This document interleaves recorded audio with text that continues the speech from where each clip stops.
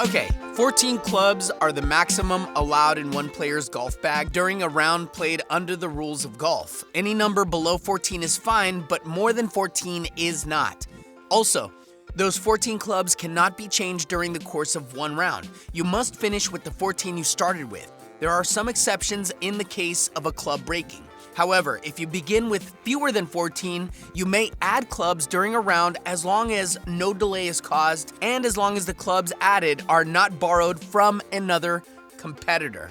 If you are playing under the rules of golf, you can have no more than 14 golf clubs at the start of your game. Always remember to count your clubs before teeing off in any kind of competitive setting. If you accidentally discover that there is a 15th club in your bag, there is a penalty. The penalty depends on what type of game you're playing. The penalty for exceeding the 14 club limit in match play is the deduction of one hole from a player's score for each hole on which an excess club was used, up to a maximum of 2 holes deducted. For example, a golfer with a 3-up lead deducts 2 holes, making the score 1 up. In stroke play, the penalty is 2 strokes for each hole played in violation of the rules, with the maximum of 4 strokes total. Even professional golfers sometimes err and wind up being penalized for carrying too many clubs. Perhaps the best known example of such a penalty is the one given to Ian Woosnum at the 2001 British Open. Woosnum, the 1991 Masters champ, birdied the first hole of the final round of the 2001 Open to move into a share of the lead.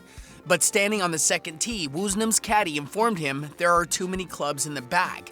There was a second driver, a club Woosnum had practiced with on the range, and it was still in the golf bag. Woosnum had to inform the match referee the 2-stroke penalty was applied, and Woosnum's chances of victory quickly faded. Woosnum threw a memorable fit on the tee, throwing his hat to the ground, tossing the extra driver into the rough. Alright, so why is the number of golf clubs limited? In the early 20th century, some professional golfers and highly skilled amateurs were playing in tournaments with golf bags that included 20 to 25 clubs. Steel-shafted golf clubs began replacing hickory-shafted clubs in the 1920s, and steel-shafted clubs did not offer the same number of shot-making options as did hickory.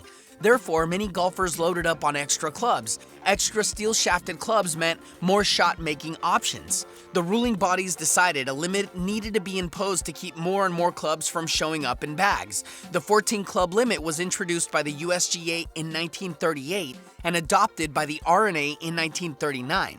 According to RulesHistory.com, the original penalty for exceeding the 14-club limit was disqualification. It was then changed to 2 strokes per hole in stroke play and loss of hole in match play, with no limits on the amount of penalty. That meant a golfer could theoretically get a 36-stroke penalty if he carried an extra club for all 18 holes of a round.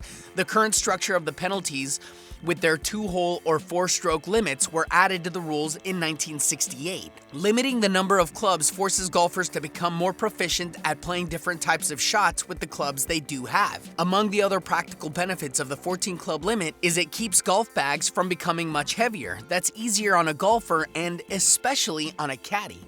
It also keeps costs down. After all, buying 18 golf clubs would be more expensive than buying 14. And buying 14 is expensive enough already. When more than 14 clubs is okay. The official rules allows any number of golf clubs in your bag, including more than 14 when practicing. If you're heading to the driving range or playing a practice round of golf, 15, 18, 33 clubs are fine, but heavy. All right.